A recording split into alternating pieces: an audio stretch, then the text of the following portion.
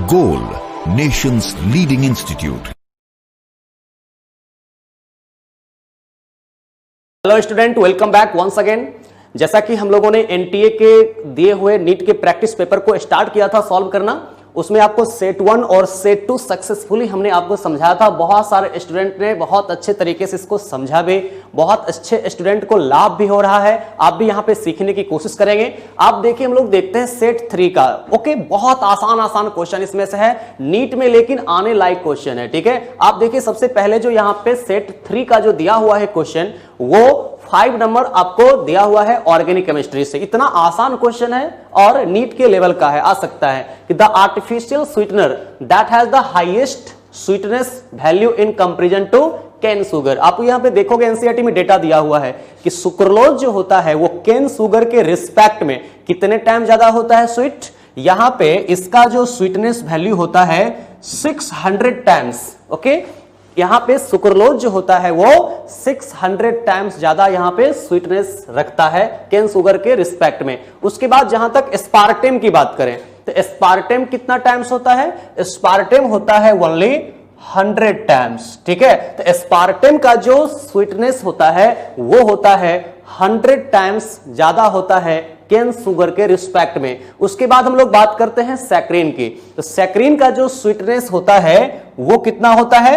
550 times ज्यादा होता है केन शुगर के रिस्पेक्ट में। ये सब ध्यान रखेंगे हम लोग। ठीक है, उसके बाद अगर एलिटेम की बात करें तो एलिटेम के बारे में आप लोगों को पता होनी चाहिए कि कितने टाइम्स होता है। यहां पे 2000 टाइम्स ज्यादा यहां पे स्वीटनिंग होता है किसके रिस्पेक्ट में? केन शुगर के रिस्पेक्ट में। ठीक है, इसलिए इसका जो इस्तेमाल है वो हम लोग बहुत कम करते हैं, लिमिटेड करते हैं, नहीं के बराबर करते हैं। ठीक है, आप जानते हो इसके बारे में। एस्पार्टेम का हम लोग इस्तेमाल करते हैं कोल्ड फूड में, जैसे कि आप लोगों को कोल्ड ड्रिंक, सॉफ्ट ड्रिंक जो भी यहां पे होता है, केक वगैरह में एस्पार्टेम जो होता है अनस्टेबल होता है कुकिंग टेम्परेचर पे, और सुक्रोलोज जो होता है वो स्टेबल होता है कुकिंग टेम्परेचर पे। इस सब बातों को हम लोग ध्यान रखेंगे, कुछ प्रॉपर्टीज को। तो सबसे ज्यादा यहाँ पे जो स्वीटनिंग पावर है वो है एलिटेम में। तो सबका आप यहाँ को वैल्यू ध्यान रखिएगा। जब इस प्रकार का क्वेश्चन पूछा जा चुका है, पूछा जा सकता है, तो सुक्रोलोज 600 टाइम्स ज्यादा स्वीट होता है, एस्पार्टेम 100 टाइम्स ज्यादा स्वीट होता है, सैक्रिन 550 टाइम्स और एलिटेम 2000 टाइम्स। ठीक है, और सुक्रोलोज जो होता है वो कुकिंग टेम्परेचर पे स्टेबल होता है, जबकि एस्पार्टेम जो होता है वो कुकिंग टेम्परेचर पे अनस्टेबल होता है। इसको सिर्फ हम लोग कोल्ड फूड में इस्तेमाल करते हैं, बस इतना ध्यान रखिएगा। इसका आंसर हो जाएगा एलिटेम 4 हो जाएगा। अब कह रहा है choose the correct IUPAC name of the compound. ये 9 नंबर दिया हुआ है, कितना आसान है। आप जानते हो कि कहीं पे अगर कार्बन कार्बन डबल बॉन्ड या कार्बन कार्बन ट्रिपल बॉन्ड है तो पहले हम लोग मल्टीपल बॉन्ड को प्रायोरिटी देते हैं। यहां से नंबरिंग करेंगे तो 1 2 3 4 पे आएगा। ओके, यहां से नंबरिंग करेंगे तो 1 2 3 पे आएगा। तो पहले हम लोग प्रायोरिटी किसको देते हैं? पहले प्रायोरिटी देते हैं मल्टीपल बॉन्ड को। ठीक है, तो लोएस्ट नंबर जो मिलना चाहिए वो मल्टीपल बॉन्ड को मिलना चाहिए, सबस्टिट्यूएंट को नहीं। तो 1 2 3 4 5 एंड 6, सिंपल सी बातें हैं। अब नेम जब लिखेंगे इसका तो पहले हम लोग किसको लिखेंगे? सबस्टिट्यूएंट को। तो सबस्टिट्यूएंट को लिखेंगे तो क्या कहेंगे? 4 5 डाई मिथाइल। आप देख सकते हैं इसको 4 5 डाई मिथाइल। और उसके बाद यहां पे क्या कह सकते हैं इसको? या तो आप इसको कह सकते हो 2 हेक्साइन, आप इसको लिख सकते हो 2 हेक्स प्लस आइन, ऐसे लिख सकते हो। या फिर इसको लिखने का एक और तरीका है जो कि आप यहां पे देख लीजिए, एक और इसका नाम लिख सकते हैं इस प्रकार से 4 5 डाई मिथाइल और इसके साथ यहां पे हेक्स, और उसके बाद 2 3 का लोएस्ट नंबर लिख देंगे, हेक्स 2 आइन। यही हो जाएगा इसका 9 नंबर का आंसर, यही हो जाएगा 4 5 डाइमिथाइल 2 हेक्साइन। बहुत ही इजी है। ओके, तो इसको आप पहले यहां पे देख लीजिए अच्छे से, थोड़ा ये सब को आप रिवाइज करेंगे जो कि दिया हुआ है आपको। केमिस्ट्री इन एवरीडे लाइफ में क्वेश्चन आ सकता है, चाहे आसान क्वेश्चन हो चाहे बहुत टफ हो, मार्क्स मिलेगा 4। इसलिए सबको बराबर प्रायोरिटी देख करके आपको रिवीजन करना चाहिए। ओके, अब देखते हैं हम लोग नेक्स्ट क्वेश्चन। अब देखते हैं क्वेश्चन नंबर 10। ये जो क्वेश्चन नंबर 10 दिया हुआ है ये भी ऑर्गेनिक केमिस्ट्री का ही है। सिंपल कह रहा है कि एलिजारिन इज एन एग्जाम्पल ऑफ। ये सब मेमोरी बेस्ड है, ठीक है ना, आपको याद रखना पड़ेगा। ये सब कहीं पे एनसीईआरटी में है नहीं, आपके जरूरत का भी ये सब नहीं है क्वेश्चन। तो आप समझिए इस सब बातों को कि एलिजारिन एग्जाम्पल ऑफ क्या है। ये तो ट्राई एराइल डाई नहीं है, एजो डाई नहीं है, वैट डाई नहीं है। अब ये एंथ्राक्विनोन डाई है। अब इसका स्ट्रक्चर कैसा होता है, क्यों कहते हैं इसको एंथ्राक्विनोन डाई, तो इसमें एक्चुअल में इसका जो स्ट्रक्चर होता है, क्योंकि आप एंथ्रासिन का नाम जानते हो, यहां पे एंथ्रासिन से ही बनाया है क्या, एंथ्राक्विनोन। तो इसका जो डाई होता है एक्चुअल में वो कुछ इस प्रकार से होता है कि 3 रिंग इसमें अटैच्ड होता है इस तरह से, ठीक है। और फिर इसमें आप करोगे क्या, यहां पे पाइबोन पाइबोन पाइबोन डालिए और C double bond O C double bond O इस प्रकार से डालेंगे हम लोग। और फिर उसके बाद इसमें ये डबल बॉन्ड एलिजारिन कह रहा है, ये double bond single double single double, और इसमें जो OH होता है ये एडजेसेंट पोजीशन पे होता है। एक्चुअल में इस डाई का ये स्ट्रक्चर है, ठीक है। इसका जो नाम होता है इसको हम लोग कहते हैं 1,2 डाई हाइड्रोक्सी, ठीक है। क्या कहते हैं इसको, 1,2, देखिए यहां पे इस जो पोजीशन आपको दिख रहा है इसी पोजीशन के कारण इसको कह रहा है 1,2 डाई हाइड्रोक्सी, और फिर यहां पे इसको हम लोग कहते हैं एंथ्राक्विनोन कहते हैं, ठीक है। या फिर इसी का नाम यहां पे हम लोग इसी को क्या कह देते हैं, इसी को हम लोग कह देते हैं एलिजारिन कहते हैं, ठीक है। इसको हम लोग बहुत सारे फैब्रिक्स वगैरह को डाई करने के लिए इस्तेमाल करता है टेक्सटाइल इंडस्ट्री में, ठीक है। तो टेक्सटाइल इंडस्ट्री में इसका बहुत इस्तेमाल किया जाता है। यही स्ट्रक्चर है 1,2 डाइहाइड्रोक्सी एंथ्राक्विनोन का, एलिजारिन कहते हैं। तो इसको आप ध्यान रखेंगे स्ट्रक्चर को, ठीक है। बाद बाकी यहां पे कुछ विशेष कॉन्सेप्ट है नहीं, मेमोरी बेस्ड है। तो ये 4th आंसर इसका हो जाएगा 10 नंबर का, और ये स्ट्रक्चर इसका है। ये नीट के लिए ज्यादा इंपॉर्टेंट आपके लिए नहीं है, ठीक है, बस मेमोरी बेस्ड है, थोड़ा सा नॉलेज के लिए आप ध्यान रखिए। अब ये आपके लिए इंपॉर्टेंट है, ठीक है, कि ऑन रिएक्टिंग विथ, ये टेस्ट ऑफ फिनॉल है, कि 15 नंबर क्वेश्चन अगर देखें तो on reacting with neutral ferric chloride phenol gives. तो पहले मैं बता दूं कि फिनॉल यहां पे जो कलर देता है वो कौन सा देता है, वायलेट कलर देता है, और ये कॉम्प्लेक्स बनाता है, ठीक है। कैसे बनाता है वो आप लोग पढ़े होंगे क्लास में, कि जब हम लोग फिनॉल का रिएक्शन कर देते हैं किसके साथ, इसका नाम क्या है, इसको हम लोग कहते हैं फेरिक क्लोराइड। तो कभी कभी आपको लैंग्वेज में लिखा हुआ मिलेगा कि फिनॉल को फेरिक क्लोराइड के साथ रिएक्शन करते हैं तो क्या बनता है, एक यहां पे कॉम्प्लेक्स का फॉर्मेशन करता है। वो कॉम्प्लेक्स कुछ इस प्रकार से होता है FeO C6H5 का होल 6 3- साथ में यहां पे 3H+ और 3HCl ये निकलता है, ठीक है। तो इसमें हम लोग ध्यान रखेंगे कि जब हम लोग फिनॉल को फेरिक क्लोराइड के साथ ट्रीट करते हैं तो ये एक बनता है कॉम्प्लेक्स, ठीक है, आयरन के साथ कॉम्प्लेक्स बनता है। और यहां पे इसको हम लोग कहते हैं कि ये जो फॉर्मेशन किया है वो वायलेट कलर कॉम्प्लेक्स का फॉर्मेशन करता है, ठीक है। तो फिनॉल यहां पे कौन सा देता है कलर, वायलेट देता है, लेकिन ये टेस्ट ऑलमोस्ट सभी इनॉल देता है। याद रखिएगा, ये सिर्फ फिनॉल का ही टेस्ट नहीं, फिनॉल के बारे में तो ये याद रखिएगा कि ये कौन सा कलर देता है, वायलेट कलर देता है न्यूट्रल FeCl3 के साथ। लेकिन अगर इसमें से और भी बात अगर हम लोग करें तो जितने भी इनॉल है वो यहां पे इसका टेस्ट पॉजिटिव देता है, यानी कि कोई भी अगर इनॉल है कार्बन कार्बन डबल बॉन्ड के साथ OH अटैच्ड है, ओके, तो अगर इसमें हम लोग FeCl3 डालते हैं तो ये पॉजिटिव टेस्ट देगा, मतलब कोई ना कोई कलर इसमें जरूर देगा। और यहां पे हम लोग कहते हैं कि कलर में बी ग्रीन, वायलेट, ब्लू और रेड, ये सब हो सकता है, ठीक है, डिपेंडिंग अपॉन स्ट्रक्चर ऑफ इनॉल। तो जब भी पूछा जाए कि इनमें से कौन जो है सो फेरिक क्लोराइड के साथ पॉजिटिव टेस्ट दे सकता है, तो ध्यान रखिएगा जितने भी कार्बन कार्बन डबल बॉन्ड के साथ डायरेक्टली अटैच्ड OH वाला कंपाउंड होगा, यानी कि इनॉल फॉर्म होगा, तो इनॉल फॉर्म वाला कंपाउंड सारे के सारे ये टेस्ट देता है। लेकिन यहां पे फिनॉल के टेस्ट के लिए एकदम कंफर्म है कि फिनॉल के लिए जो यहां पे कलर होता है वो वायलेट कलर का ये कॉम्प्लेक्स बनाता है। ये अगर याद होता है तो बहुत बढ़िया है। अब हम लोग देखते हैं फिर से नेक्स्ट क्वेश्चन। अब हम लोग देखते हैं नेक्स्ट 16 नंबर क्वेश्चन, ओके। ये भी देखिए बहुत ही आसान क्वेश्चन है लेकिन इंपॉर्टेंट है, कि arrange the compound in order of decreasing acidity. अब देखो इसमें क्या डिफरेंस है, वो सबसे पहले आपको देखना जरूरी है।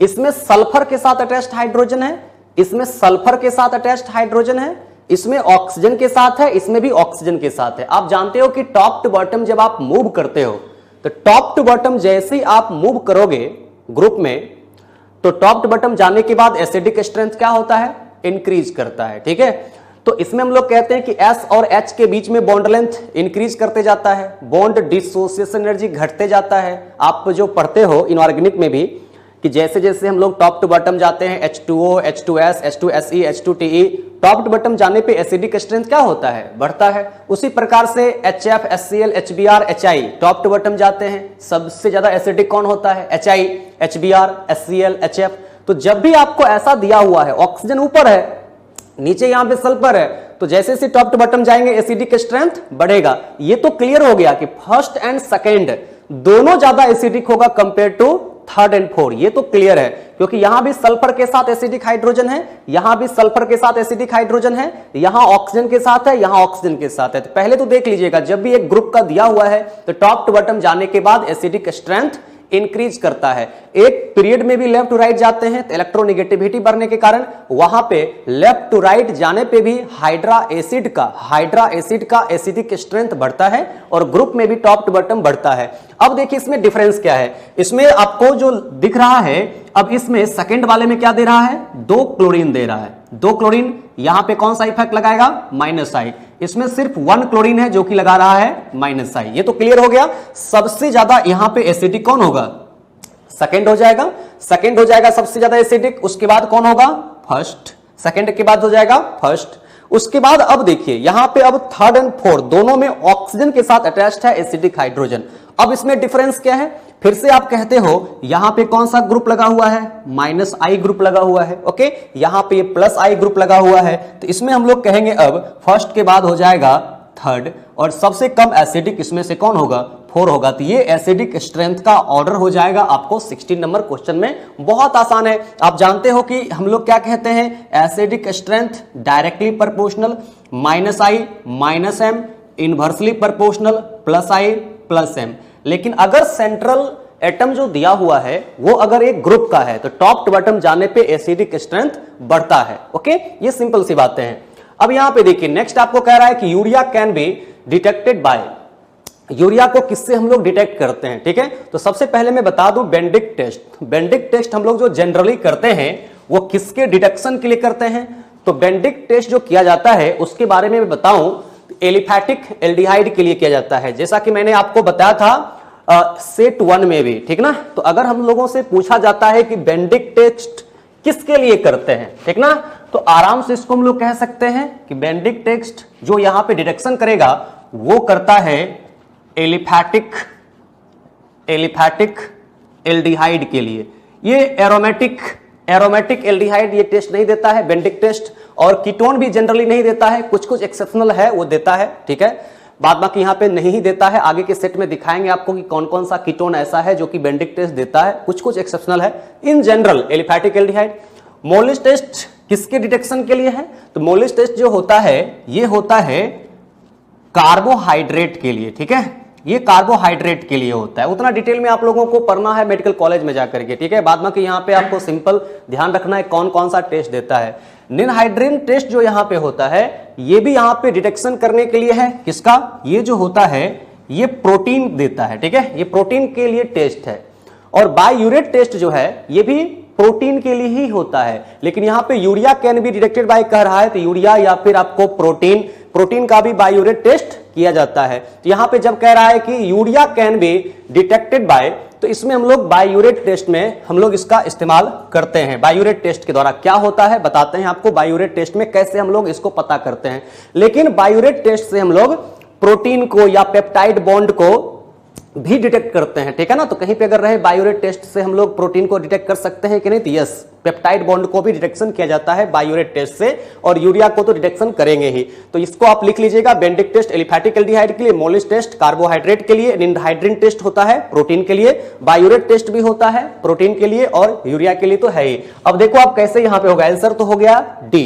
अब ये कैसे हम लोग पहचानेंगे इसको, ठीक है, कि कैसे इसको हम लोग रिएक्शन को करते हैं। तो सबसे पहले इसमें करते क्या है कि यूरिया लेते हैं, और यूरिया का आपको ये फॉर्मूला पता होनी चाहिए, ये तो है ही। तो आपको लेना है 2 मॉलिक्यूल यहां से यूरिया, ओके। और इस यूरिया को हम लोग क्या करते हैं कि 180 डिग्री सेल्सियस पे क्या करते हैं, इसको 180 डिग्री सेल्सियस पे हीट करते हैं, ओके। तो हीट करते हैं तो यहां से अमोनिया बाहर हो जाता है। आप करना क्या, एक मॉलिक्यूल से आप NH2 माइनस निकालना, दूसरे मॉलिक्यूल से H प्लस निकालना। इसको निकालने के बाद ये जो यहां बनता है NH2C डबल बॉन्ड O, फिर NH, और ये NH अब यहां से अटैच्ड होगा तो NHC double bond O and NH2, यही फॉर्मेशन करेगा। पहले देखो NH2C double bond O, NHC double bond O, NH2, इसी को हम लोग क्या कहते हैं, बाय यूरेट कहते हैं। इसी को हम लोग बाय यूरेट कह देते हैं, सिंपल सी बातें हैं। तो ये 2 यूरिया चूंकि यहां पे अब अमोनिया को बाहर करने के बाद एक दूसरे से ऐड हो गया, इसलिए इसको हम लोग क्या कहते हैं, बाय यूरेट कहते हैं। इसी बाय यूरेट टेस्ट, अब ये रिएक्शन होकर के क्या बना, कैसे बना, तो इसके लिए हम लोग क्या करते हैं, एक इसमें डालते हैं कॉपर सल्फेट, डालते हैं, क्या डालते हैं, कॉपर सल्फेट, ये CuSO4 डालते हैं इन डाइल्यूट अल्कली, ठीक है। तो डाइल्यूट अल्कली कॉपर सल्फेट जैसे डालते हैं तो बायूरेट का कॉपर के साथ एक कॉम्प्लेक्स बनता है, ठीक है। वो सब कॉम्प्लेक्स यहां पे आपको याद करने की जरूरत नहीं है। तो कॉपर के साथ यानी कि Cu2+ के साथ इस जो बायूरेट बना है इसका एक कॉम्प्लेक्स बनता है। उसका कलर कौन सा आता है, तो इसका कलर आ जाता है इसके केस में पर्पल, ठीक है, पर्पल कलर आता है, ठीक है। तो अगर ये पर्पल, कहीं कहीं पे किताब में लिख देता है, किसी में वॉयलेट भी लिख देता है, लेकिन यहां पे आपको ध्यान रखना है यूरिया के केस में रियल में पर्पल कलर ही आता है। तो अगर ये पर्पल कलर हुआ, यहां पे आ गया copper sulphate in the presence of dilute alkali डालने के बाद, इसका मतलब है कि यहां पे यूरिया है, ठीक है। ये हम लोग होता है बायूरेट टेस्ट। तो आपको यहां पे आंसर हो जाएगा इसका बायूरेट टेस्ट यूरिया के लिए। सिंपल है, आप ध्यान रखने की कोशिश करेंगे, बाद बाकी ये सब आपके लिए ज्यादा इंपॉर्टेंट नहीं है, ठीक है। फिर भी आप कॉमन सेंस यहां लगा करके आप इसको याद रख सकते हैं। नेक्स्ट देखते हैं आगे क्वेश्चन हम लोग। अब हम लोग देखते हैं नेक्स्ट हमारा जो क्वेश्चन है 22 नंबर। आप देखिए बहुत ही आसान सा क्वेश्चन है, क्या जो यहां पे नहीं है पूछने लायक उसको मैं अलग करते चल रहा हूं, आपको उस पर ज्यादा फोकस नहीं करना है, लेकिन जो इंपॉर्टेंट है उस पर मैं आपको बताते चल रहा हूं, इंपॉर्टेंट है। तो which reagent can convert acetic acid into ethanol. आप जानते हो sodium in the presence of ethanol, ये सब रिड्यूसिंग एजेंट एसिटिक एसिड को रिड्यूस नहीं करता है, आप लोग पढ़े होंगे इसको, तो ये रिड्यूस करता नहीं है। लिथियम अल्युमिनियम हाइड्राइड एक क्या होता है, स्ट्रॉन्ग रिड्यूसिंग एजेंट होता है, ठीक है। तो कार्बोक्सिलिक एसिड को अगर रिडक्शन करना है, आप एनसीईआरटी को जरूर पढ़िएगा, ठीक है। तो जब आप इसमें ऐसा करते हैं कि कार्बोक्सिलिक एसिड का रिडक्शन करते हैं, या तो आप लिथियम अल्युमिनियम हाइड्राइड या फिर B2H6 के साथ, ओके। तो इस प्रकार से जब हम लोग इसका रिडक्शन करते हैं फॉलोड बाय हाइड्रोलिसिस, ये करते हैं, तब जाकर के लिथियम अल्युमिनियम हाइड्राइड या B2H6 के प्रेजेंस में ये कार्बोक्सिलिक एसिड कन्वर्ट हो जाता है किसमें, अल्कोहल में। और अगर आपसे पूछा जाता है कि लिथियम अल्युमिनियम हाइड्राइड और B2H6 जिसको हम लोग डाइबोरेन कहते हैं, इसमें ज्यादा सिलेक्टिव कौन होता है, तो याद रखिएगा ज्यादा सिलेक्टिव होता है इसमें डाइबोरेन। क्यों होता है बताते हैं आपको। यहां पे हाइड्रोजिनेशन नहीं होता है, हाइड्रोजिनेशन कार्बोक्सिलिक एसिड का नहीं होता है।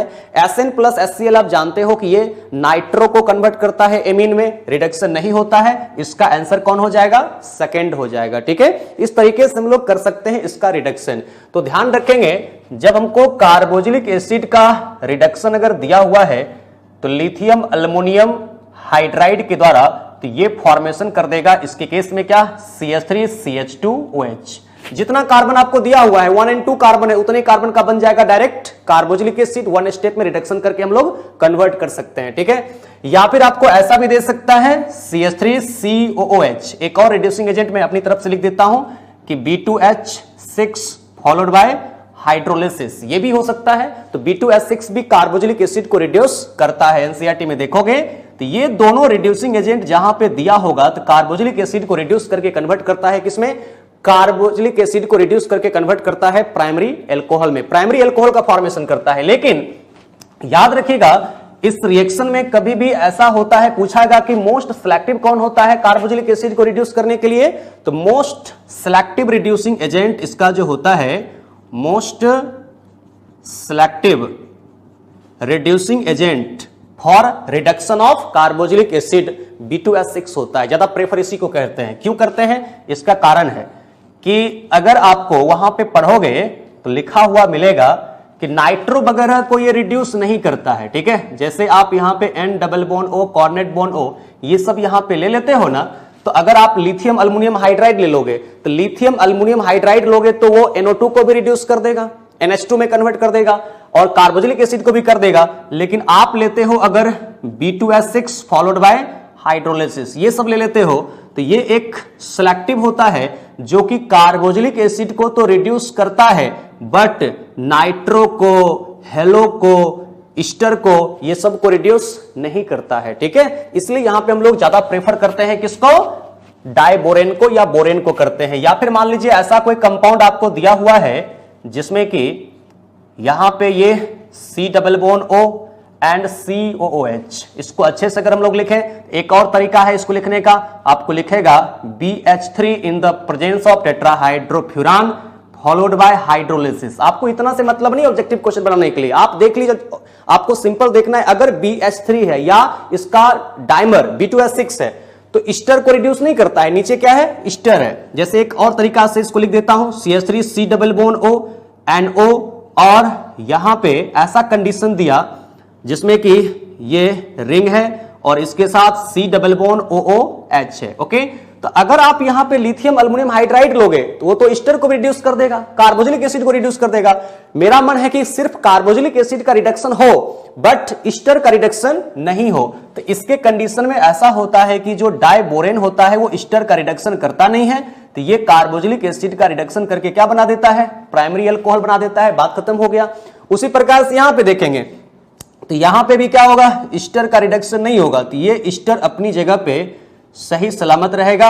उसके बाद सिर्फ होगा क्या, कार्बोक्सिलिक एसिड का रिडक्शन हो जाता है, ठीक है। और कार्बोक्सिलिक एसिड के रिडक्शन के बाद बनता है प्राइमरी अल्कोहल। इसलिए बता दिया क्योंकि ये सब आपको ध्यान रखना चाहिए कि मोस्ट प्रेफर यहां पे हम लोग किसको करते हैं, B2H6 को करते हैं या BH3 को करते हैं। यहां पे हम लोग फर्स्ट में लिख देते हैं B2H6 in the presence of tetrahydrofuran followed by hydrolysis. तो फॉर्मेशन करता है सिर्फ कार्बोक्सिलिक एसिड का रिडक्शन करने के बाद प्राइमरी अमीन। इसमें जो गिवन ऑप्शन था उसमें आपको sodium in the presence of alcohol carboxylic acid का रिडक्शन नहीं होता है, या फिर Sn plus HCl carboxylic acid का रिडक्शन नहीं होता है, हाइड्रोजिनेशन कार्बोक्सिलिक एसिड का नहीं होता है, लिथियम अल्युमिनियम हाइड्राइड और B2H6 ये दो ऐसा रिएजेंट है जो कि यहां पे कार्बोक्सिलिक एसिड को प्राइमरी अल्कोहल में कन्वर्ट कर देता है। और इसमें सबसे ज्यादा सिलेक्टिव, सबसे ज्यादा प्रेफर हम लोग जो करते हैं, प्रेफर किसको करेंगे, B2H6 को, क्योंकि ये हेलोजन को, नाइट्रो को या फिर दूसरे फंक्शनल ग्रुप को अफेक्ट नहीं करता है, ओके। अब हम लोग देखते हैं नेक्स्ट क्वेश्चन।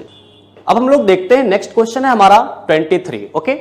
अब 23 नंबर में अगर देखो तो कितना आसान क्वेश्चन है, ये देखने में सिर्फ लेंदी लग रहा है लेकिन है नहीं। आप देखो अच्छे से कि formic acid is obtain when, कब फॉर्मिक एसिड का फॉर्मेशन करेगा।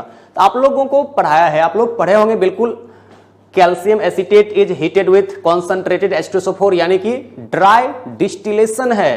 तो आपको बताते हैं मैकेनिज्म से, कैल्शियम एसीटेट को जब हीट करते हैं तो एसीटोन बन जाता है। Calcium formate is heated with calcium acetate, तो वहां एसिटल्डिहाइड बन जाता है। Glycerol is heated with oxalic acid, यहीं पे बनता है। बताता हूं पहले कैसे आंसर होगा इसका।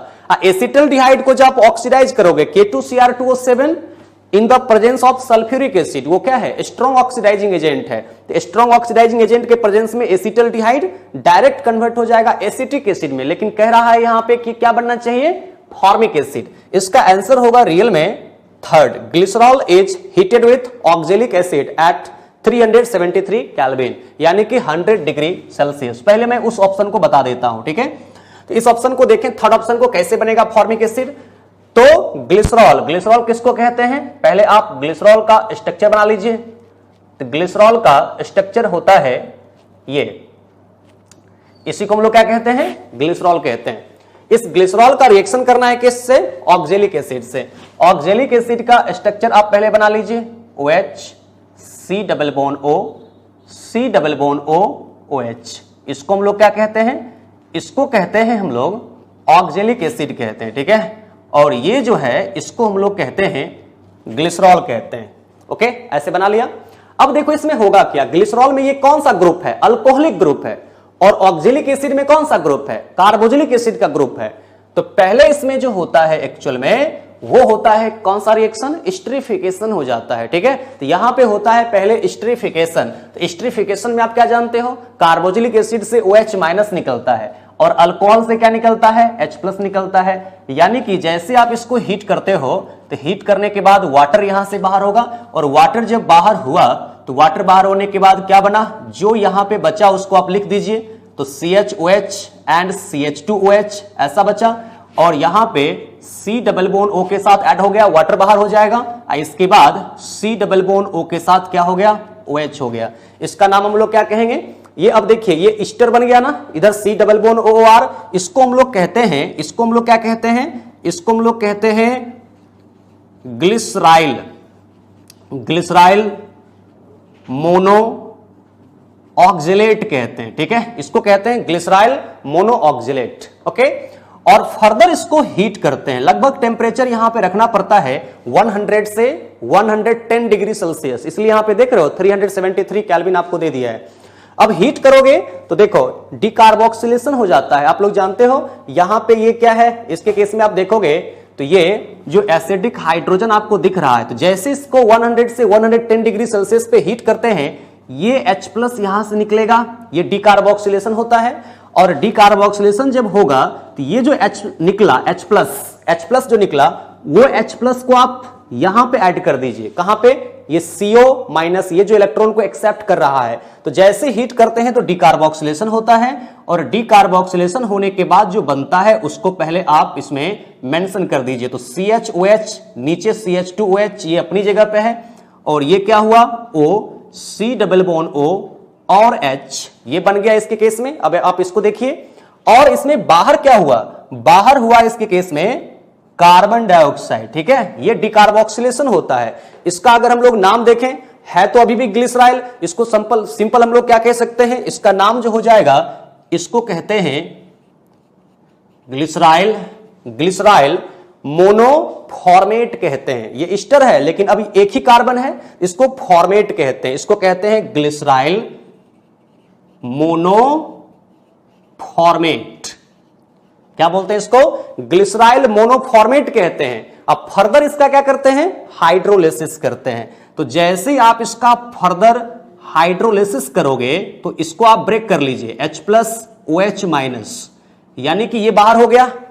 अब ये ईस्टर है तो जानते हो ईस्टर में कौन सा होता है? Nucleophilic addition elimination. तो जैसे आप हाइड्रोलिसिस करोगे तो ये जो ब्रेक होगा कैसे? इसको आप यहां से बाहर करिए। सिंपल बता देता हूं आपको शॉर्टकट तरीके। ये बाहर होगा ईस्टर में तो O माइनस और यहां पे आ जाएगा plus. Okay, nucleophilic addition elimination कर देंगे। OH माइनस यहां ऐड होगा तो जैसे OH माइनस यहां ऐड होगा तो ये क्या फॉर्मेशन कर दिया? जो आपको यहां पे डिमांड कर रहा है क्वेश्चन में, यानी कि एक पहले फॉर्मेशन कर देगा आपको फॉर्मिक एसिड, फॉर्मिक एसिड का फॉर्मेशन कर देगा ना। अब साथ में क्या बन जाएगा? साथ में आप देखोगे तो फिर से जहां से हमने रिएक्शन को स्टार्ट किया है वही चीज तो बन जाएगा। फिर से ये O माइनस वाटर के H प्लस को पिक कर लेगा तो एक आपको फॉर्मिक एसिड का फॉर्मेशन कर दिया और साथ ही साथ यहां पे जो फॉर्मेशन कर देगा ग्लिसरॉल का फॉर्मेशन कर देगा, ठीक है। एक हम लोग कह सकते हैं इसके साथ अगर हमसे पूछेंगे कि ये फॉर्मिक एसिड के अलावा इसमें क्या बन सकता है, तो फॉर्मिक एसिड के अलावा इसमें से बन सकता है CH2OH और CHOH एंड CH2OH ये बन सकता है। क्योंकि आप देख सकते हो ये जो O माइनस है वो H प्लस को पिक कर लेगा। इस प्रकार से पहले एस्टरिफिकेशन कर दिया और बना लिया ग्लिसराइल मोनो ऑक्जिलेट, अब फिर हीट करके डिकार्बोक्सिलेशन कर दिया, H प्लस को यहां ऐड किया, बन गया ग्लिसराइल मोनोफॉर्मेट। अब फिर उसका हाइड्रोलिसिस कर देते हैं तो क्या फॉर्मेशन कर देता है? फॉर्मिक एसिड और साथ में ग्लिसरॉल। तो यही आंसर हो जाएगा इसका थर्ड सही। अब बताता हूं कि अगर फर्स्ट को हम लोग रिएक्शन कराएंगे तो क्या बनेगा, ठीक है। वो भी आप लोगों को दिखना चाहिए। पहले इसको आप लोगों ने लिख लिया, वेरी गुड। अब देखिए, अब अगर हम लोग ऐसा करते हैं, ये जो है ना फर्स्ट ऑप्शन वो ड्राई डिस्टिलेशन है एक्चुअल में, जिसको pyrolysis of calcium salt of carboxylic acid कहते हो। तो कैल्शियम एसीटेट है, तो कैल्शियम एसीटेट को कॉन्संट्रेटेड सल्फ्यूरिक एसिड के हीट करने का मतलब है ड्राई डिस्टिलेशन। तो कैल्शियम एसीटेट आप लीजिए और CH3COO का होल टू Ca, इसका स्ट्रक्चर ओपन कर लीजिए अच्छे से। अच्छे से इसका स्ट्रक्चर ओपन करिए तो O C double bond O CH3 and O and C double bond O CH3। तो इसका जब डिस्टिलेशन करेंगे, सिंपल हीट लिखा हुआ हो या फिर कॉन्सेंट्रेटेड सल्फ्यूरिक एसिड से आपको हीट लिखा हुआ हो, ये ड्राई डिस्टिलेशन है, पायरोलिसिस है। तो सिंपल हम लोग करेंगे क्या, इसमें से आप निकाल दीजिए CaCO3, ठीक है। तो जैसे ही CaCO3 आप बाहर करेंगे तो यहां पे बचा क्या, CH3 C double bond O and CH3। तो ये CH3 यहां से आप ऐड कर दीजिए और ये जो फॉर्मेशन करेगा एक्चुअल में फर्स्ट ऑप्शन वाला, ये फर्स्ट ऑप्शन आपको देगा बना करके एसीटोन एंड साथ में यहां पे बाहर हो जाएगा कैल्शियम कार्बोनेट। ये फॉर्मेशन करेगा आपको फर्स्ट ऑप्शन में। जब आप कैल्शियम एसीटेट, तो ये नाम हो गया इसका कैल्शियम एसीटेट का, ड्राई डिस्टिलेशन करेंगे बनेगा एसीटोन। अगर हम लोग सेकंड ऑप्शन को देखें तो सेकंड ऑप्शन में भी इसी प्रकार से बना देता हूं, ठीक है। इसमें दो अलग अलग मॉलिक्यूल है, एक है कैल्शियम फॉर्मेट और एक है कैल्शियम एसीटेट। इसको कैसे दिखाइएगा, इसको ऐसे दिखा दीजिए CH3 C double bond O और कैल्शियम और फिर यहां पे CH3 C double bond O, ये हो गया कैल्शियम एसीटेट का स्ट्रक्चर। और फिर इसके बाद एक ले लीजिए कैल्शियम फॉर्मेट, तो कैल्शियम फॉर्मेट का स्ट्रक्चर ये हो गया, इसको दिखा दीजिए कैल्शियम फॉर्मेट, ठीक है। और इसको क्या करना है, डिस्टिलेशन करना है, हीट करना है। तो ये हो गया कैल्शियम एसीटेट और ये हो गया कैल्शियम फॉर्मेट। तो आप देख रहे हो दो कैल्शियम है, तो सिंपल यहां पे निकालेंगे 2CaCO3, ठीक है। कितना निकालेंगे, 2CaCO3 यहां से बाहर कर दीजिए। तो मान लीजिए यहां से हम लोग निकाल देते हैं इसको, सिंपल एक लाइन में दिखाएं अगर, तो 2CaCO3 आप बाहर कर दो, क्योंकि दो कैल्शियम है तो जितना कैल्शियम उतना CaCO3 निकलेगा। तो अब यहां बचा क्या, बचा CH3 C double bond OH, CH3 C double bond OH। Simple आपको तरीका बता रहा हूं, ठीक है। तो दो मॉलिक्यूल यहां से बनेगा एक्चुअल में CH3 C double bond OH। जो इस बॉक्स में नहीं आया, जो बचा उसको ऐड कर देते हैं। तो CH3 C double bond OH, CH3 C double bond OH और साथ में यहां पे बाहर हो जाएगा 2 मॉलिक्यूल कैल्शियम कार्बोनेट। तो यहां पे एक्चुअल में क्या बनेगा, यहां पे बनेगा एसिटल्डिहाइड। आपको तो कह रहा था क्वेश्चन में क्या, फॉर्मिक एसिड बनना चाहिए, ये फॉर्मिक एसिड का फॉर्मेशन नहीं करता है, ठीक ना, इसको ध्यान रखेंगे। उसके बाद नेक्स्ट यहां पे जो कह रहा है 4 ऑप्शन में, तो 4 ऑप्शन में क्या बनेगा, बहुत ही आसान है, इससे आसान अब इस धरती पे कुछ हो नहीं सकता है। इसमें एसिटल्डिहाइड दिया हुआ है, तो एसिटल्डिहाइड का ऑक्सीडेशन कह रहा है करने के लिए किसके साथ, K2Cr2O7 in the presence of acidic medium यानी कि H2SO4। ये स्ट्रॉन्ग ऑक्सीडाइजिंग एजेंट है। अब स्ट्रॉन्ग ऑक्सीडाइजिंग एजेंट है तो इसका ऑक्सीडेशन करके क्या बनाएगा, एसिटिक एसिड का फॉर्मेशन कर देगा। आप जानते हो इसको हम लोग क्या कहते हैं, एसिटिक एसिड। तो फॉर्मिक एसिड का फॉर्मेशन इसमें नहीं हो सकता है, इसलिए आपको सिंपल सा इसका आंसर हो जाएगा थर्ड। अब हम लोग देखते हैं आगे नेक्स्ट क्वेश्चन। अब हम लोग देखते हैं नेक्स्ट हमारा जो क्वेश्चन है 30 नंबर, बहुत ही ज्यादा आसान क्वेश्चन है, इससे आसान कुछ हो नहीं सकता है, ठीक है। ये दिया हुआ है एक तरफ मिथाइल एक तरफ फिनाइल। अब इसमें Hg2+ और H2SO4 क्या है, एक्वस, ठीक है। इसका मतलब क्या है समझिए, यहां पे एक्चुअल में डाइल्यूट सल्फ्यूरिक एसिड होता है। क्या होता है, डाइल्यूट सल्फ्यूरिक एसिड होता है। अब देखिए इसमें हाइड्रोलिसिस ऑफ एल्काइन है रियल में, ठीक है। इसमें हम लोगों को करना क्या पड़ेगा कि जो pH C triple bond C and CH3 है, इसका आपको मैं बहुत ही शॉर्ट तरीका में बताता हूं कैसे आप एग्जामिनेशन में सॉल्व करना, ठीक है। बाद बाकी उतना मैकेनिज्म इसका जो लंबा चौड़ा आप लोग क्लास में पढ़ते हैं वो मैकेनिज्म यहां पे लगाने की कोशिश करेंगे तो फिर लेंदी यहां पे फंस जाएंगे, ठीक है। तो सिंपल आप हाइड्रोलिसिस करते हैं, बाद बाकी Hg2+ H+ जो भी यहां पे सल्फ्यूरिक एसिड का रहेगा सब कैटलिस्ट के रूप में रहता है। अब इसका आप हाइड्रोलिसिस कर दीजिए। अब हाइड्रोलिसिस करने के बाद OH- आप फिनाइल के पास अटैच करिए। क्यों करते हैं, क्योंकि अगर आप यहां पे फिनाइल के पास अटैच करते हैं तो देखिए क्या होता है, और H+ को जहां मिथाइल है वहां पे अटैच करिए। तो यहां पे ये हमने क्या बना लिया, पहले इंटरमीडिएट बना लिया। ये कौन सा फॉर्म है, इनॉल फॉर्म हो गया, ठीक है। ये इनॉल फॉर्म इसका इंटरमीडिएट बना, लेकिन ये होता है अनस्टेबल। किसी भी मोनोकार्बोनिल में इनॉल फॉर्म अनस्टेबल होता है। ज्यादा यहां पे इसका जो इक्विलिब्रियम में पाया जाता है उसमें कीटो फॉर्म होता है। ठीक है, तो तुरंत यहां पे होगा क्या, टोटोमेरिज्म होगा। तो आप इसका करेंगे टोटोमेरिज्म। ठीक है, और जैसे इसमें टोटोमेरिज्म करेंगे तो O के साथ जो अटैच्ड H है ये वाला, ध्यान से देखिएगा, ये H प्लस निकलेगा अपना दोनों इलेक्ट्रॉन दे करके, ये पाई बॉन्ड का जो इलेक्ट्रॉन है ये एक्सेप्ट कर लेगा CH, तो बनेगा क्या, बनेगा PH C double bond O and CH2 and CH3।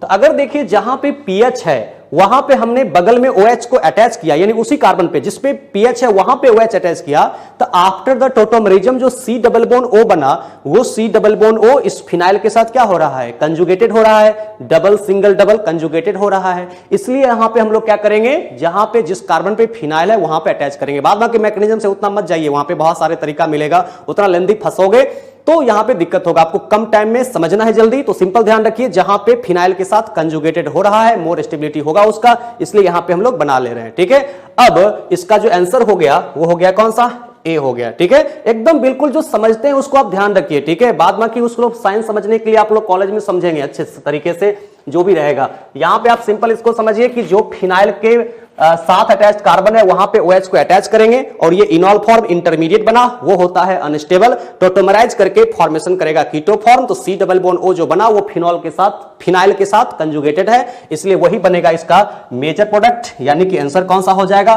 First हो जाएगा। बहुत ही आसान है। जैसे कि देखिए आपको अगर एसिटिलीन का देता है इसी में रिएक्शन, तो एसिटिलीन का अगर देता है तो यहां पे हाइड्रोलिसिस करते हैं, क्या लिख देता है, आपको लिख देता है इस रिएक्शन में कि 20% सल्फ्यूरिक एसिड और 1% H2SO4, ठीक है, सॉरी 1% यहां पे लिख देगा HgSO4। ऐसे भी क्वेश्चन पूछा जा सकता है, या फिर H2O नहीं लिखेगा, आपको सिर्फ लिख देगा H2SO4 HgSO4। समझना पड़ेगा आप लोगों को ना कि यहां पे जब एक्वस H2SO4 है मतलब यहां पे वाटर ज्यादा रहता है, सल्फ्यूरिक एसिड का मात्रा बहुत कम है। तो सिंपल तरीका है, आपको यहां वाटर रहेगा ही, तो आप इसको ब्रेक कर लीजिए, और यहां तो सिमेट्रिकल है, जहां मन वहां पे OH को जोड़ सकते हैं। तो मान लीजिए H प्लस को हमने यहां जोड़ा, तो ये CH2 हो गया एंड डबल बॉन्ड COH हो गया, ये बन गया इंटरमीडिएट कौन सा फॉर्म, इनॉल फॉर्म। अब इसका टोटोमेरिज्म हो जाएगा। तो जैसे इसका हम लोग टोटोमेरिज्म करेंगे तो आफ्टर द टोटोमेरिज्म O के साथ जो H है वो यहां पे निकलेगा, H प्लस अपना दोनों इलेक्ट्रॉन देगा और ये पाई बॉन्ड का दोनों इलेक्ट्रॉन यहां शिफ्ट हो जाएगा। तो अब ये क्या फॉर्मेशन करेगा, CH3 C double bond OH। यानी कि जब आप एसिटिलीन का करते हैं हाइड्रोलिसिस तो फॉर्मेशन करता है एसिटल्डिहाइड। ठीक है, ये सिंपल सा आपको रिएक्शन हो गया। या फिर इसी प्रकार से हम लोग ऐसा करते हैं, जो कि एक बार आप लोगों को पूछा भी है एग्जामिनेशन में, एसिटिलीन दिया हुआ है, सॉरी ये दिया हुआ है प्रोपाइन, और इसमें आपको अब लिख दिया simple Hg2 plus H plus. कभी कभी तो वाटर भी नहीं लिखता है, सिंपल लिख देता है Hg2 प्लस H प्लस। समझना पड़ेगा यहां पे कि ये हाइड्रोलिसिस ऑफ एल्काइन है। तो अब इसमें मार्कोनी कैप्सूल लगा दीजिए। तो मार्कोनी कैप्सूल के मुताबिक निगेटिव पार्ट जहां पे हाइड्रोजन कम होता है वहां अटैच्ड होता है, इसमें यहां है ही नहीं। तो ये जो बना इसमें ये इंटरमीडिएट बना OH and double bond CH2। अब जो इंटरमीडिएट बना इसका हम लोग क्या कर देते हैं, टोटोमेरिज्म कर देते हैं, क्योंकि ये मोनोकार्बोनिल का इनॉल फॉर्म है। मोनोकार्बोनिल का इनॉल फॉर्म क्या होता है, अनस्टेबल होता है। तो अनस्टेबल जब होता है तो इसमें आप टोटोमेरिज्म कराने के बाद इसको कीटो फॉर्म में लाएंगे। जानते हैं ना, इसका जो इनॉल फॉर्म होता है लेस देन 1% होता है, ये कीटो फॉर्म इस इक्विलिब्रियम में ज्यादा होता है। ठीक है, इसलिए जब आप यहां पे प्रोपाइन का करते हैं हाइड्रोलिसिस तो क्या फॉर्मेशन करता है, एसीटोन, और जब आप एसिटिलीन का करते हैं फॉर्मेशन करता है एसिटल्डिहाइड। ये सब छोटी छोटी बातें, यही सब क्वेश्चन आपको पूछा ही जा सकता है, 4-5 इसमें से रिएक्शन ही है, इस प्रकार से ध्यान रखेंगे। या फिर हम लोग यहां पे देखें कि अगर C ट्रिपल बॉन्ड CH ऐसा दिया और इसका हाइड्रोलिसिस किया जा रहा है, ठीक है, और लिख दिया aqueous H2SO4 in the presence of HgSO4 ऐसा लिख दिया। अब सिंपल इसको आप ब्रेक कर लीजिए, H plus OH minus, Markovnikov capsule यहां पे लगेगा क्योंकि OH माइनस यहां पे अटैच कर देंगे, H प्लस को यहां अटैच करेंगे। ये जैसे हम लोग यहां अटैच करेंगे तब जो फॉर्मेशन करने वाला है वो ऐसा होगा, C के साथ OH एंड अब जो हो जाएगा डबल बॉन्ड और CH2, फिर से ये इनॉल फॉर्म बन गया। अब ये इनॉल फॉर्म का हम लोग क्या कर देंगे, टोटोमेरिज्म। तो ये H+ यहां इलेक्ट्रॉन देगा और ये एक्सेप्ट कर लेगा इस H+ को। H+ जो यहां से निकलेगा उसको वहां CH2 के साथ अटैच कर दीजिए। तो फाइनली जो आपको प्रोडक्ट का फॉर्मेशन करने वाला है इसका नाम क्या होगा?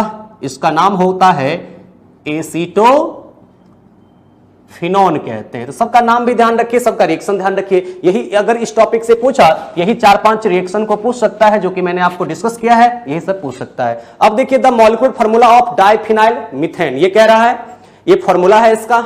अब how many structural isomers are possible when one of the hydrogen is replaced by chlorine atom.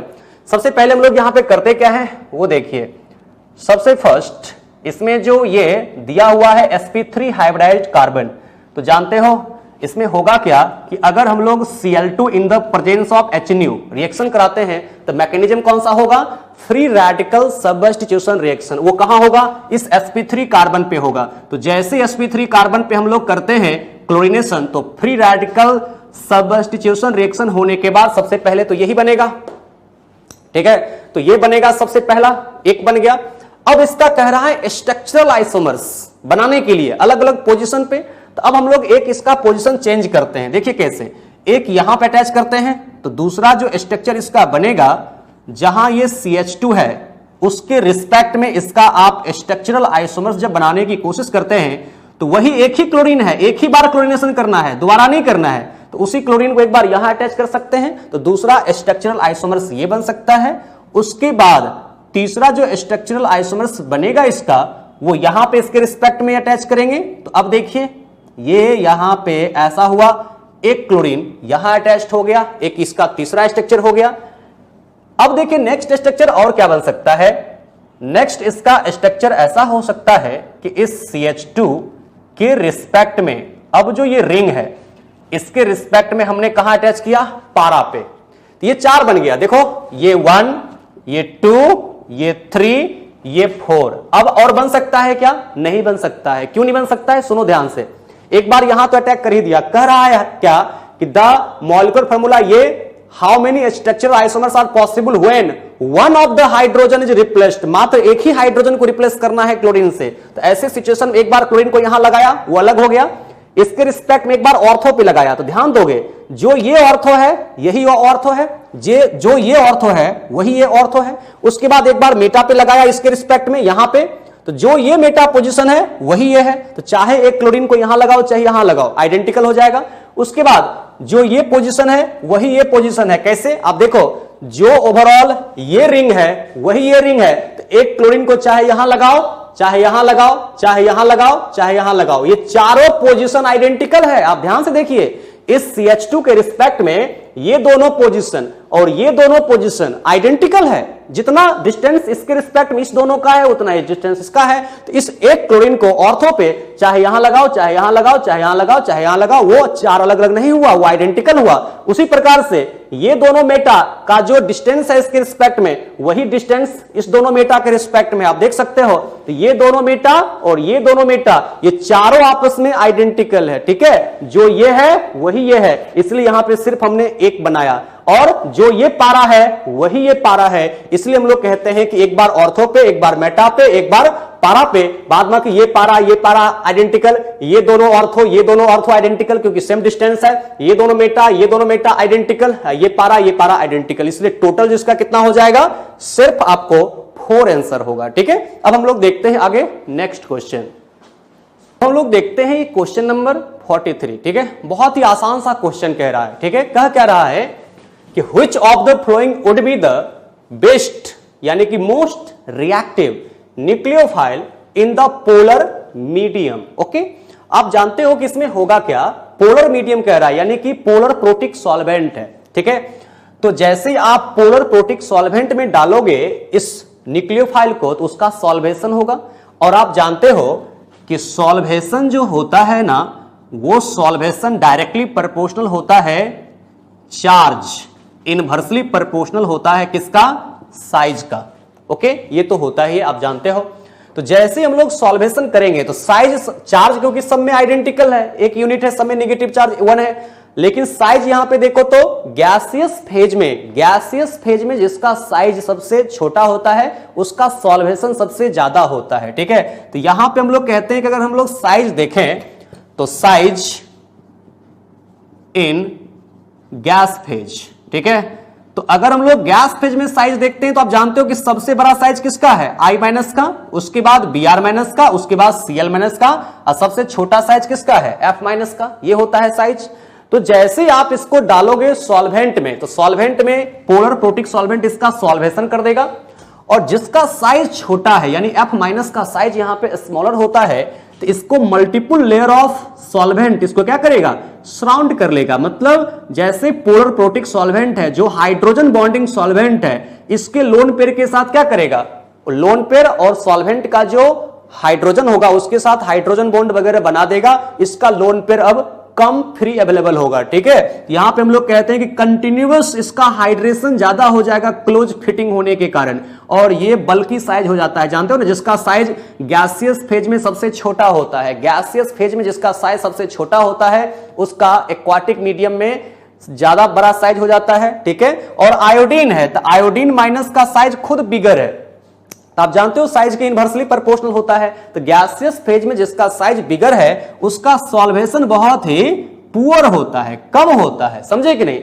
और जब यहां पे पुअर यहां पे सॉल्वेशन हुआ, जिसके कारण कि यहां पे इसका लोन पेयर ज्यादा फ्री अवेलेबल होता है न्यूक्लियोफिलिसिटी के लिए, ठीक ना, इसका सॉल्वेशन कम होता है, साइज छोटा होता है क्वाटिक मीडियम में, लोन पेयर ज्यादा फ्री होता है। तो ध्यान रखेंगे, in polar protic solvent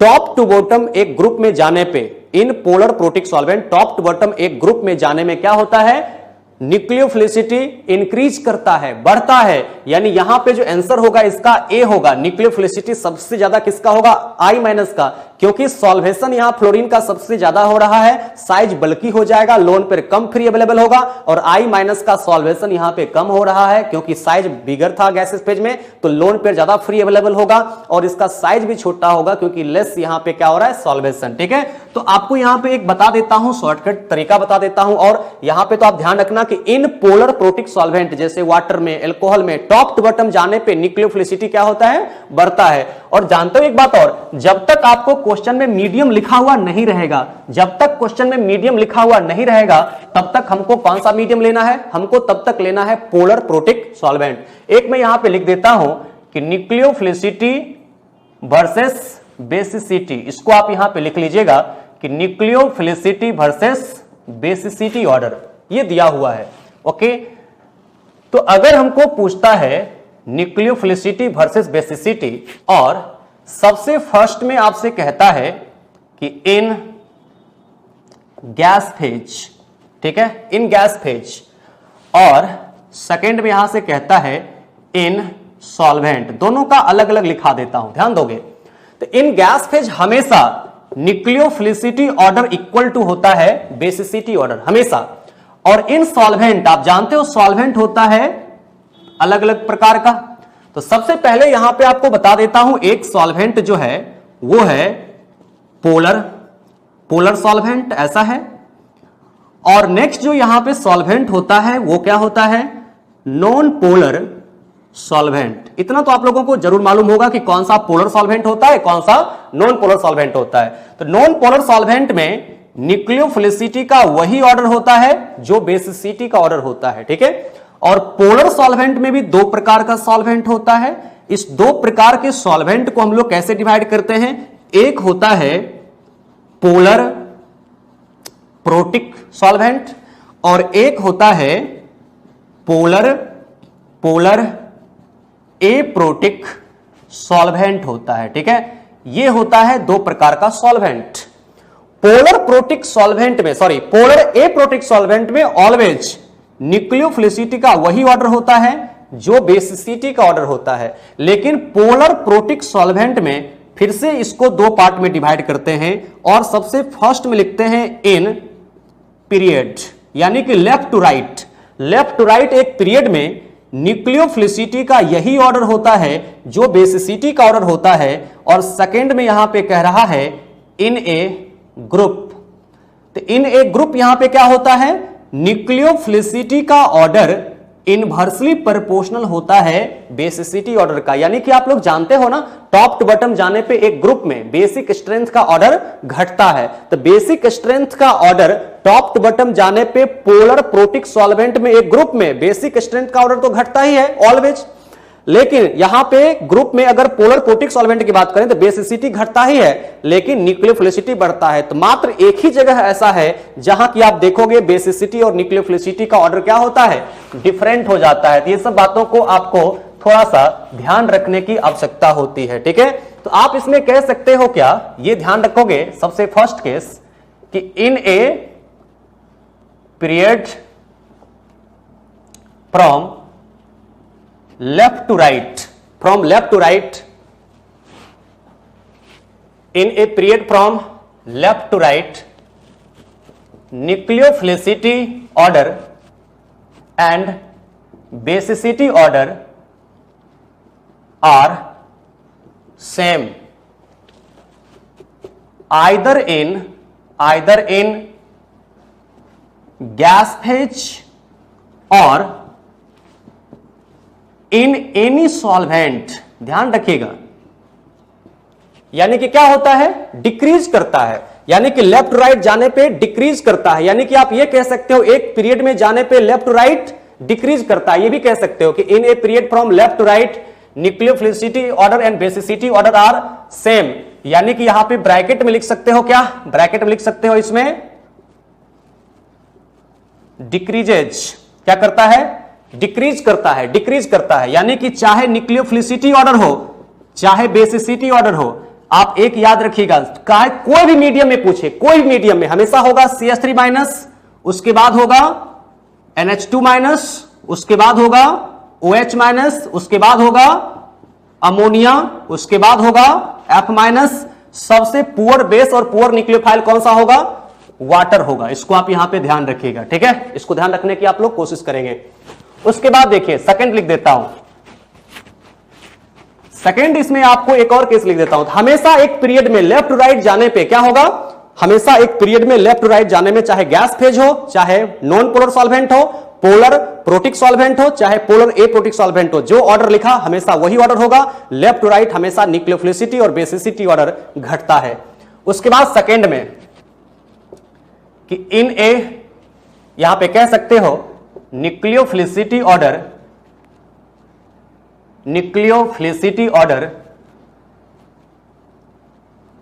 decreases from top to bottom, यानी ऊपर से नीचे जाने पे top to bottom in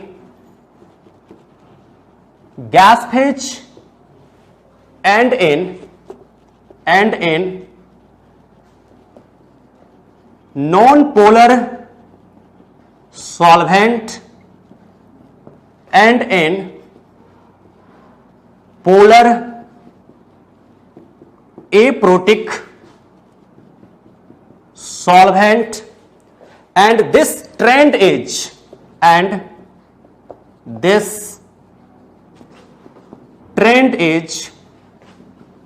same as basicity order. आप देखिए हमेशा गैस फेज में polar protic solvent, sorry non polar solvent में, पोलर ए प्रोटिक सॉल्वेंट में टॉप टू बॉटम न्यूक्लियोफिलिसिटी घटता है और बेसिसिटी का भी यही ऑर्डर होता है। जैसे कि nucleophilicity order and basicity order in gas phase अगर आपसे पूछा जाता इसी क्वेश्चन में, या फिर पूछा जाता इन कार्बन टेट्राक्लोराइड, या फिर पूछा जाता इन डीएमएफ, ये सब क्या है, ये है यहां पे गैस फेज, ये है नॉन पोलर सॉल्वेंट, ये है पोलर ए प्रोटिक सॉल्वेंट। तो इसमें चाहे न्यूक्लियोफिलिसिटी का ऑर्डर हो चाहे बेसिसिटी का ऑर्डर हो, दोनों का ऑर्डर होगा F minus, Cl minus, Br minus, I minus. इसको ध्यान रखेंगे, ठीक है। तो अगर इसी क्वेश्चन को बदल देगा, गैस फेज में पूछेगा, कार्बन टेट्राक्लोराइड में पूछेगा, डीएमएफ में पूछेगा, डीएमएसओ में पूछेगा, टीएचएफ में पूछेगा, ये सब में टॉप टू बॉटम घटता है। लेकिन अब ध्यान रखिएगा थर्ड में कि न्यूक्लियोफिलिसिटी ऑर्डर इंक्रीज करता है from top to bottom in polar protic solvent, in polar protic solvent, and this trend is not same as basicity order, not same as basicity order. देखिए इसमें क्या हो जाता है, इसमें अब सॉल्वेशन हो जाता है ना, तो सॉल्वेशन के कारण चाहे देखो इसमें बेसिसिटी ऑर्डर पूछे तो बेसिसिटी ऑर्डर तो हमेशा टॉप टू बॉटम घटता है, तो F minus Cl minus Br minus I minus. Basicity का तो कोई भी मीडियम होगा हमेशा कहोगे यही ऑर्डर होगा, लेकिन न्यूक्लियोफिलिसिटी ऑर्डर इन वाटर यानी कि पोलर प्रोटिक सॉल्वेंट, तो पोलर प्रोटिक सॉल्वेंट में क्या हो जाता है, टॉप टू बॉटम बढ़ता है, I minus Br minus Cl minus और F माइनस, ऐसा हो जाता है इसके केस में। इसका यही आंसर होगा कि सबसे ज्यादा न्यूक्लियोफिलिसिटी पोलर प्रोटिक सॉल्वेंट में किसका होगा, I माइनस का। अब देखते हैं हम लोग नेक्स्ट क्वेश्चन। अब हम लोग देखते हैं नेक्स्ट क्वेश्चन। ये 45 नंबर क्वेश्चन बहुत आसान है लेकिन इंपॉर्टेंट है आपके एग्जामिनेशन के पॉइंट ऑफ व्यू से। कह रहा है कि which one of the following undergoes reaction with 50% sodium hydroxide solution to give the corresponding alcohol, यानी कि एल्कोहल भी बना रहा है और सॉल्ट ऑफ एसिड बना रहा है। ये कौन सा रिएक्शन हो गया, केनिजारो रिएक्शन हो गया। ठीक है, आप लोग जानते हो कि सेल्फ ऑक्सीडेशन एंड रिडक्शन, तो सेल्फ ऑक्सीडेशन के बाद क्या बनता है, सॉल्ट ऑफ कार्बोक्सिलिक एसिड, और रिडक्शन के बाद क्या बनता है, प्राइमरी एल्कोहल बनता है। इस रिएक्शन को हम लोग क्या कहते हैं, केनिजारो रिएक्शन कहते हैं। इसमें आपको देखना पड़ेगा कि कौन सा कंपाउंड केनिजारो रिएक्शन देता है, तो जिसमें अल्फा हाइड्रोजन नहीं होता है वो वाला एल्डिहाइड देता है। ठीक है, यहां पे तो ये फिनॉल है वो देता नहीं केनिजारो रिएक्शन, ब्यूटेनॉल अल्कोहल है वो देता नहीं है, कार्बोक्सिलिक एसिड तो देगा नहीं केनिजारो रिएक्शन। आप जानते हो बेंजल्डिहाइड देगा। बेंजल्डिहाइड एक ऐसा स्ट्रक्चर है जिसमें कि अल्फा हाइड्रोजन एटम नहीं है, तो यही आपको केनिजारो रिएक्शन देने वाला है, यानी कि इसी में डिस्प्रोपोर्शनेशन रिएक्शन होगा, यानी कि इसमें हम लोग कहेंगे सेल्फ ऑक्सीडेशन रिडक्शन होगा, और यही बेंजल्डिहाइड क्या बनाएगा, सॉल्ट ऑफ कार्बोक्सिलिक एसिड बनाएगा और एक बनाएगा प्राइमरी एल्कोहल। इसका मैकेनिज्म बता देता हूं, आंसर तो होगा 4 यानी कि बेंजल्डिहाइड हो जाएगा। अब देखिए इसका मैकेनिज्म पहले मैं समझा देता हूं किस प्रकार से ये सेल्फ ऑक्सीडेशन और रिडक्शन करता है। ठीक है, तो सबसे पहले हम लोग बेंजल्डिहाइड ले लेते हैं, तो C6H5C डबल बॉन्ड OH, या तो यहां पे लिखेगा कॉन्सेंट्रेटेड NaOH, ठीक है, या फिर लिखेगा सिंपल हम लोगों को 50% NaOH KOH। तो समझ जाएंगे यहां पे जो रिएक्शन कह रहा है आपको, ये कह रहा है क्या, ये जो रिएक्शन है वो है रियल में केनिजारो रिएक्शन है। इसमें या तो लिखेगा 50% या फिर लिख देगा आपको कॉन्सेंट्रेटेड अल्कली, या सिंपल OH माइनस भी लिख देता है। समझ जाना है कि अल्फा हाइड्रोजन इसमें है नहीं, तो इसका अपने मन से 2 मॉलिक्यूल ले लेना है। ठीक है, तो 1 मॉलिक्यूल ऑक्सीडाइज करता है, 1 मॉलिक्यूल रिड्यूस करता है। तो होता कैसे है, जब इसमें ऑक्सीडेशन होगा तो ये बनाएगा सोडियम बेंजोएट, ये सॉल्ट ऑफ कार्बोक्सिलिक एसिड ये बना देगा। दूसरा मॉलिक्यूल का रिडक्शन होता है, तो रिडक्शन होने के बाद क्या बनाता है, C6H5CH2OH, यानी कि प्राइमरी एल्कोहल, ये फॉर्मेशन करता है 1 डिग्री एल्कोहल बनता है इसमें, और ये जो बनता है सॉल्ट ऑफ कार्बोक्सिलिक एसिड। अगर हम लोग इसका मैकेनिज्म अगर हम लोग समझने की कोशिश करें, जो कि इंपॉर्टेंट है, यहां से भी क्वेश्चन पूछा जाता है। सीक्वेंस आप समझिएगा सबसे पहले होता क्या है, वो सीक्वेंस भी आपसे पूछा जा सकता है। सबसे पहले इसमें न्यूक्लियोफिलिक एडिशन होता है, ठीक है, और न्यूक्लियोफिलिक एडिशन जब होता है इसके केस में, तो ये C6H5 और यहां पे क्या हो जाएगा, ये CO माइनस और इसके साथ OH और H, ये हो जाता है न्यूक्लियोफिलिक एडिशन होता है। सबसे पहले यहां पे क्या हुआ, ये हुआ सबसे पहले न्यूक्लियोफिलिक एडिशन। ये जो NaOH है वो न्यूक्लियोफाइल का काम करता है, न्यूक्लियोफिलिक एडिशन होता है। अब जो यहां से बना इसके केस में अब जो है दूसरे मॉलिक्यूल के साथ रिएक्शन होता है, और क्या होता है वो देखिए, ये जो यहां पे अब हाइड्रोजन है वो H माइनस के फॉर्म में निकलता है और होता है इसके साथ हाइड्राइड ट्रांसफर। क्या होता है, इसको हम लोग अब कहते हैं, इसको कहते हैं हाइड्राइड ट्रांसफर कहते हैं। ये सेकेंड स्टेप में यही होता है, और जैसे H माइनस जाएगा, क्या जाएगा यहां पे, H माइनस जाएगा। हाइड्राइड का मतलब होता है H माइनस, तो H माइनस यहां ऐड होगा तो यहां डिफिशियंसी होगी, तो डिफिशियंसी होगी तो O माइनस क्या करेगा, अपना इलेक्ट्रॉन डोनेट कर देगा, क्योंकि OH और O माइनस में ज्यादा electron donating ability O minus का होगा। अब ये क्या हुआ उसको आप लिखिए आराम से। इसमें होगा ये जब इलेक्ट्रॉन को डोनेट किया तो इसमें आप देखिए फॉर्मेशन क्या करेगा, इसके केस में फॉर्मेशन जो करेगा एक तो बन गया C6H5 और C डबल बॉन्ड O के साथ OH, ये बन गया। आपको हो गए सर इसमें आपको बनता है सॉल्ट ऑफ कार्बोक्सिलिक एसिड, आपको मिल गया है कार्बोक्सिलिक एसिड क्योंकि ये डोनेट किया है तो C double bond O OH। तो आराम से देखो उसके बाद एक क्या बना, एक बन गया ये C6H5, ये तो सही बात है, और इसके पास यहां पे क्या हुआ, ये हो गया CO माइनस और यहां पे एक H ऑलरेडी है और एक H माइनस और यहां पे ऐड हो गया, ये हो गया। तो पहला स्टेप न्यूक्लियोफिलिक एडिशन होता है केनिजारो रिएक्शन में, दूसरा स्टेप क्या होता है हाइड्राइड ट्रांसफर। एक तीसरा काम और करना पड़ेगा, वो होता है इसके केस में प्रोटॉन ट्रांसफर होता है। क्या होता है, प्रोटॉन ट्रांसफर क्यों करते हैं, क्योंकि यहां पे जो O माइनस है वो यहां पे देख रहे हो फिनाइल के साथ रेजोनेंस में नहीं है। अगर ये H प्लस यहां निकलता है और ये O माइनस क्या करता है, इस H प्लस को पिक कर लेता है, तो यहां पे जो एनायन बनेगा, यहां जो एनायन बनेगा वो रेजोनेंस स्टेबलाइज्ड होगा, यहां पे जो एनायन है वो रेजोनेंस स्टेबलाइज्ड है नहीं, तो यहां पे ये स्ट्रॉन्ग क्या है, एसिड है, H प्लस रिलीज कर देता है इजिली। तो जैसे रिलीज करता है प्रोटॉन ट्रांसफर होने के बाद, तो ये अब फॉर्मेशन कर देता है सॉल्ट ऑफ कार्बोक्सिलिक एसिड, तो ये फॉर्मेशन कर दिया।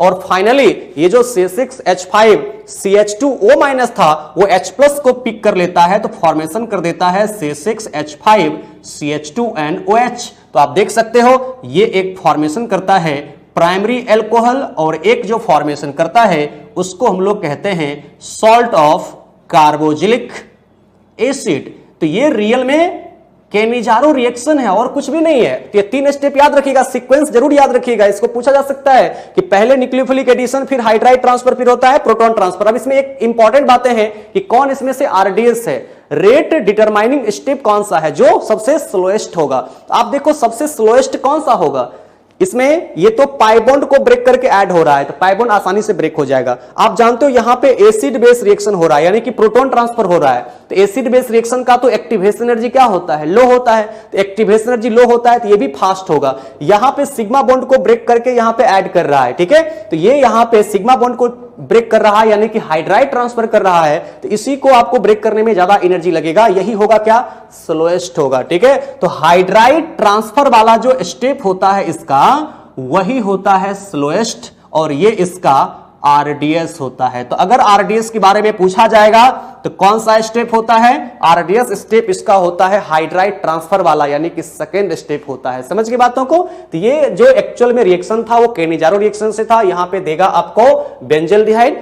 अब ये सेट 3 का ऑर्गेनिक केमिस्ट्री का ये पूरा क्वेश्चन कंप्लीट हो चुका है। उम्मीद करता हूं आप लोगों को कुछ इससे मदद मिला होगा। ओके, हर एक सब्जेक्ट में आप अपने जो भी डिफिकल्टी है किसी क्वेश्चन में, तो आप हर एक सब्जेक्ट में जाकर के आप सर्च करके देख सकते हो।